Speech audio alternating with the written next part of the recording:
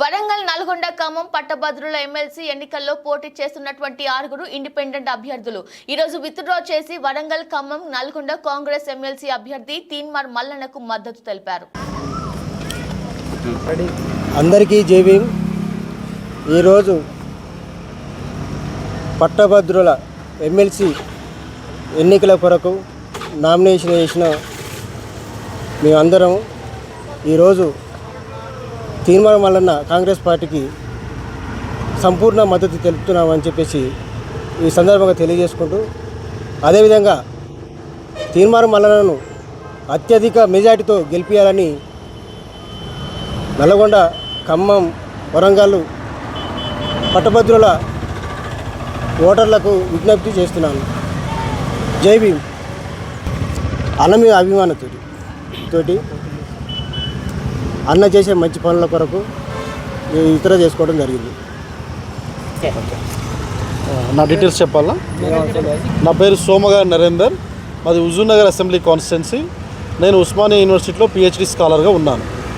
నేను ఈ వరంగల్, నల్లగొండ, ఖమ్మం పట్టభద్రుల కౌన్సిల్ కాన్స్టిట్యున్సీకి సంబంధించి బై ఎలక్షన్స్ 2024 జరుగుతున్న ఈ సందర్భంలో నేను ఒక పట్టభద్రుడిగా ఉన్నాను కాబట్టి పట్టభద్రుల ఎమ్మెల్సీ అభ్యర్థిగా పోటీ చేద్దామని చెప్పి ఆలోచన చేసి, ఎంత ఎక్కువ మంది అభ్యర్థులు ఉంటే అంత ప్రజాస్వామ్యాన్ని కాపాడినట్లయితుంది, ప్రజల్లో కూడా ఓటర్లలో కూడా ఒక స్వేచ్ఛ, స్వతంత్రం వచ్చేట్టు ఉంటుందని చెప్పేసి నేను ఆలోచించుకొని ఇక్కడ నామినేషన్ వేయడం జరిగింది. మొన్న 9వ తారీఖున నామినేషన్ వేయడం జరిగింది.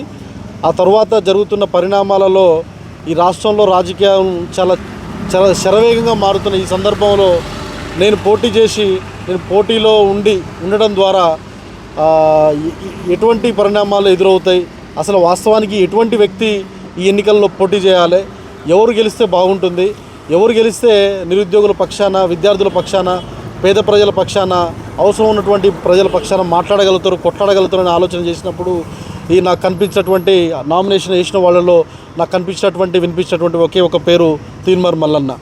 ఆయన గత కొంతకాలంగా ఆయన తనదైన శైలిలో క్యూనిస్ ద్వారా కావచ్చు, ఇతర ప్లాట్ఫామ్స్ ద్వారా కావచ్చు, అనేక ప్రజా సమస్యలను, విద్యార్థుల సమస్యలను, నిరుద్యోగుల సమస్యలను, ప్రభుత్వాలను సైతం లెక్క చేయకుండా గత ప్రభుత్వం బీఆర్ఎస్ ప్రభుత్వం, కేసీఆర్ ప్రభుత్వం ఉక్కుపాదంతో అణిచివేయాలని చూసినప్పటికీ కూడా తన టీంతోటి, తన శక్తియుక్తులతోటి, తన సామర్థ్యంతో ప్రజల పక్షాన తన గొంతు వినిపిస్తూనే ఉన్నాడు. ఆ విధంగా వినిపించేటువంటి వ్యక్తిని చూసినప్పుడు, ఆలోచించినప్పుడు ఒక అడుగు వెనకేయాలనిపించింది నాకు. నేను అందుకు విత్డ్రా చేసుకున్నాను.